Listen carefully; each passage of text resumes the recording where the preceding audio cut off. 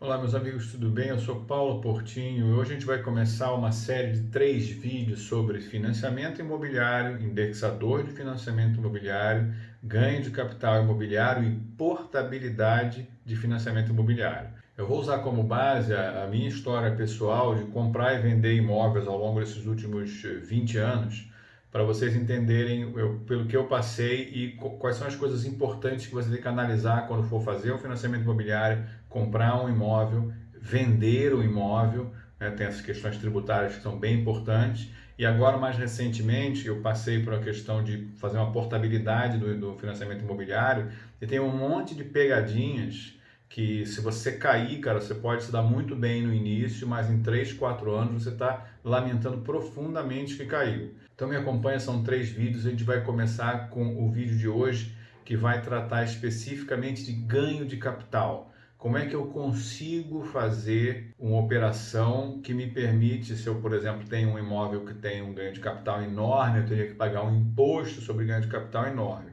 Como é que a legislação me permite que eu evite isso? Eu fiz isso em 2012 e vou explicar para vocês como aconteceu. Me acompanhe.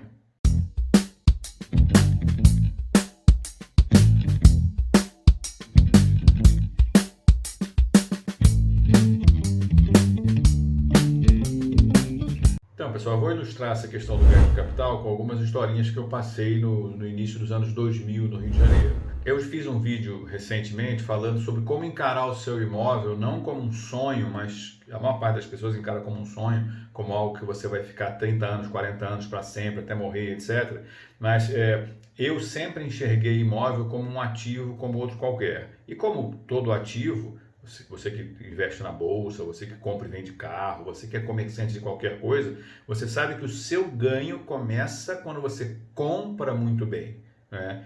Então, eu ali, meados da década de 90, 96, 97, eu decidi que queria juntar dinheiro para comprar um imóvel, né? Naquela época o juro era ridiculamente alto e eu consegui em 4 anos juntar o suficiente para pagar 80% de um imóvel de 2 quartos em Botafogo, que foi efetivamente o que eu acabei comprando.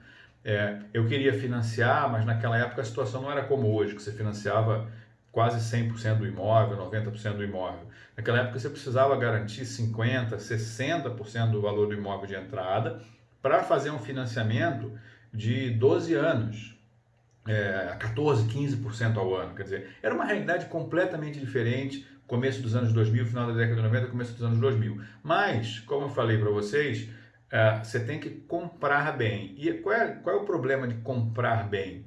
É você não conhecer o mercado. Se você, por exemplo, é um cara que negocia, por exemplo, instrumento musical, se você é um cara que negocia selo, se você é um cara que negocia carro, você em 6 meses, um ano, você de tanto fazer isso, de tanto olhar, de tanto ver por quanto você consegue comprar, por quanto você consegue vender, você já tem uma noção do que é caro e do que é barato. Também acontece na bolsa. Se você é um cara que compra há 2, 3, 4, 5 anos as ações, você já tem alguma sensibilidade. E óbvio que a gente não pode fazer isso, comprar e vender imóveis, se você não for um corretor, que eu não sou, a maior parte das pessoas não é, você precisa acompanhar o mercado como comprador. E o que eu fiz foi, eu comecei 2 anos antes de eu ter o dinheiro para comprar, um ano e meio antes de eu ter o dinheiro para comprar, eu comecei a procurar o imóvel. Então eu visitei dezenas de imóveis no Rio de Janeiro. Eu queria comprar na zona sul do Rio de Janeiro, que eu nasci lá e fui criado a minha vida inteira em Ipanema, e em Ipanema não tinha condição de comprar, já naquela época já era bem mais caro, e eu queria comprar em Laranjeiras, Botafogo, Copacabana, etc. E comecei a procurar naquela área. O Rio nunca foi bom para comprar imóvel, porque os imóveis são normalmente muito velhos e tem muito pouca oferta, porque a zona sul do Rio não tem mais onde você construir. Então, diferente de São Paulo, que você tem uma quantidade absurda de oferta, e no Rio de Janeiro você não tinha. Então, realmente, para achar um imóvel bom, com preço bom, foi um negócio extremamente difícil. Aí, no começo dos anos 2000, 2001, etc., não lembro exatamente a data. Então, o que aconteceu foi o seguinte: eu vi um imóvel que me interessava, na faixa de 80, 85 metros quadrados, 2 quartos em Botafogo. E esse imóvel ele foi anunciado por um determinado valor, eu não fui ver porque estava acima do que eu achava que devia pagar. Mas algum tempo depois eles anunciaram de novo com 15% de desconto. Aí eu fui ver o imóvel e realmente o imóvel cabia perfeitamente no que eu queria. Localização, eu chegava no meu trabalho em 7, 8 minutos de ônibus. Cara, perfeito, perfeito. E eu não fiz o bid, não fiz a oferta, esperei ainda umas 2 semanas. E aí baixou de novo, baixou mais 10 ou 15 mil reais o imóvel. Aí eu falei, agora não tem mais, gente, tem que fazer a oferta. Aí fiz a oferta lá no começo dos anos 2000, não lembro exatamente, e os caras fecharam o negócio, maravilha, ótimo, paguei pelo menos uns 20%, 25% abaixo do valor do metro quadrado da região, ótimo, era exatamente o que eu queria, e o imóvel cabia nas minhas necessidades da época. Obviamente não era o imóvel dos sonhos, entendeu? Não tinha nem garagem, tinha que alugar a garagem, etc., que é a realidade do Rio de Janeiro de imóvel antigo, né? Mesmo imóvel caro no Rio de Janeiro, às vezes não tem garagem. Às vezes imóveis de 250 metros quadrados tem uma vaga ou nenhuma. E aí começou a minha saga.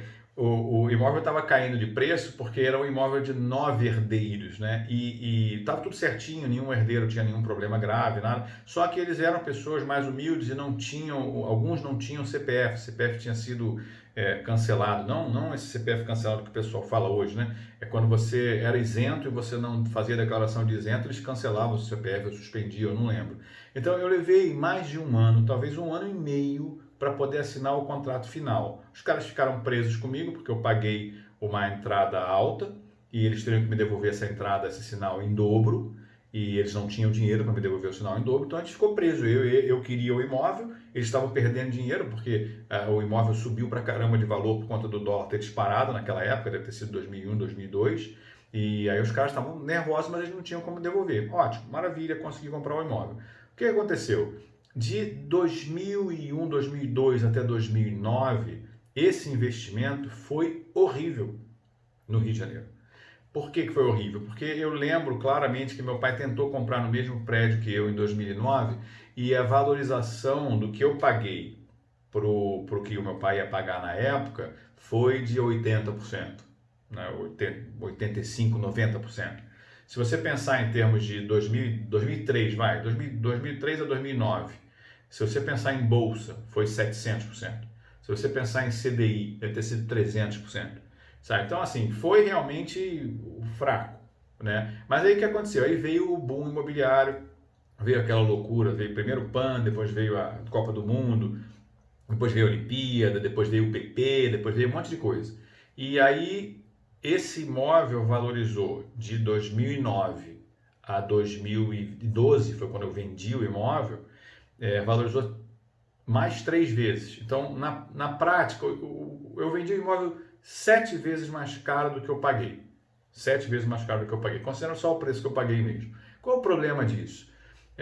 O problema disso, se você acompanhar o meu blog, assim, o meu blog tem um histórico da bolha imobiliária carioca e da bolha imobiliária brasileira, e eu sabia que em 2012 a gente ainda não estava na bolha, mas porque eu fazia conta com a minha planilha, que está disponível gratuitamente no meu blog para você ver o valor justo do imóvel.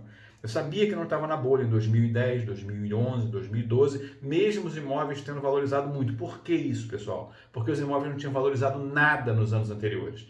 Então eles estavam realmente só corrigindo uma falha de mercado, né? Então, só realmente em 2013, 2014 é que a bolha ficou absurdamente alucinada e as pessoas estavam pagando 1,5 milhão em apartamento no Catete, no Rio de Janeiro, que 5 anos antes era vendido por 150, 200 mil reais.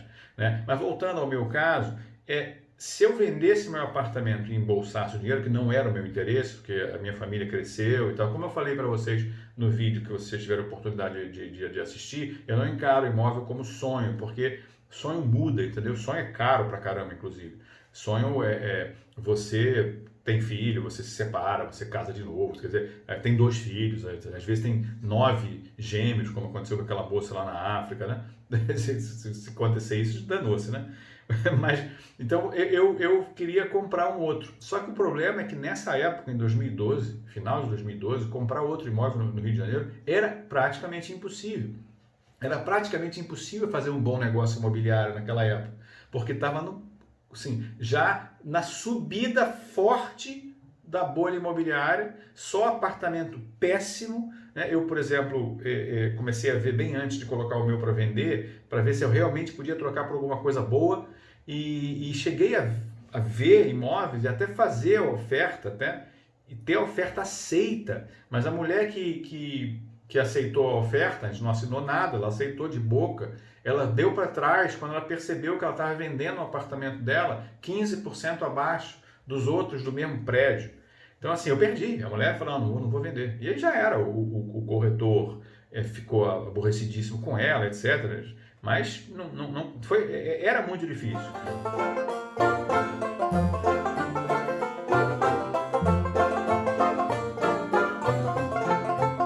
Porém, eu tinha um trunfo, nós todos temos um trunfo, que foi a edição da medida provisória do bem de 2005, que virou lei 11.000, alguma coisa. Então, eu lembro que na época eu teria que pagar entre 70 e 80 mil reais de imposto.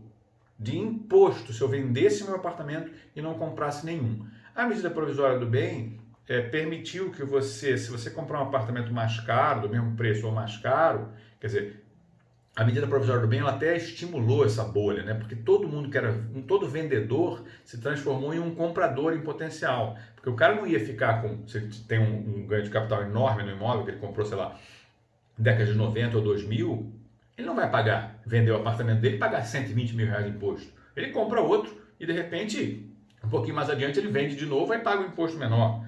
Tá? Então acabou transformando todo mundo. Eu não queria pagar de jeito nenhum esse imposto.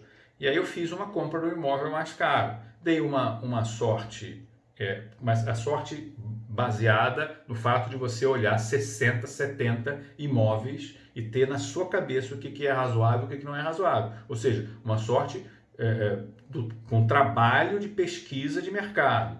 E por acaso eu peguei um médico que era muito ocupado e muito cri-cri.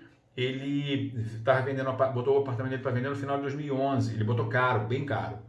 E o apartamento recebeu algumas ofertas, só que ele era intransigente, não aceitava tirar um centavo do que ele queria ganhar. O cara era bem cabeça dura, bem difícil mesmo. Aí esse cara, ele deixou o imóvel, os corretores detestam, os corretores estavam vendendo pra caramba, não vai ficar dando atenção para um cara que eles consideram chato, que não aceita o negócio, etc. Esse imóvel ficou pendurado até o final de 2012, quando ele já estava barato. E eu ainda encontrei um corretor que estava apertado, precisando fechar negócio com urgência. Provavelmente foi um dos poucos caras que sobraram lá para fazer o negócio com esse médico, que era muito cri-cri. E o cara ainda me ofereceu 50% de desconto na comissão dele. Então eu consegui pagar, nessa operação, eu consegui pagar uns 10% menos do que o valor do metro quadrado da região. Então foi uma operação em que eu tive um ganho patrimonial derivado de quê? Você tem um ganho patrimonial porque você compra um pouco abaixo do mercado. Você tem o ganho patrimonial porque você simplesmente desaparece com 80 mil reais, 70 mil reais que você deveria pagar de imposto. Desapareceu, eu não devo mais isso. Esse passivo tributário não existe mais. Todo mundo pode fazer isso com a medida provisória do bem, com a lei que continua em vigor. Eu tive gasto, né? Eu tive que pagar o ITBI, eu tive que pagar a escritura, etc. Mas no frigir dos ovos, eu tive um benefício patrimonial que eu não vi em dinheiro. Você só vê isso quando você vende o outro imóvel, né? Eu não vi em dinheiro de mais de 120 mil reais.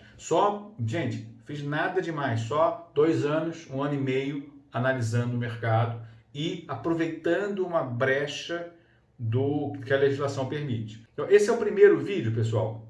E para não ficar muito longo, eu vou contar a história da venda desse outro apartamento que eu comprei no próximo vídeo, quando eu vou falar das pegadinhas do financiamento imobiliário, principalmente as pegadinhas que existem hoje, que o financiamento imobiliário está permitindo que você use outros indexadores que não só TR. Tá ok? Me acompanha nesse próximo vídeo.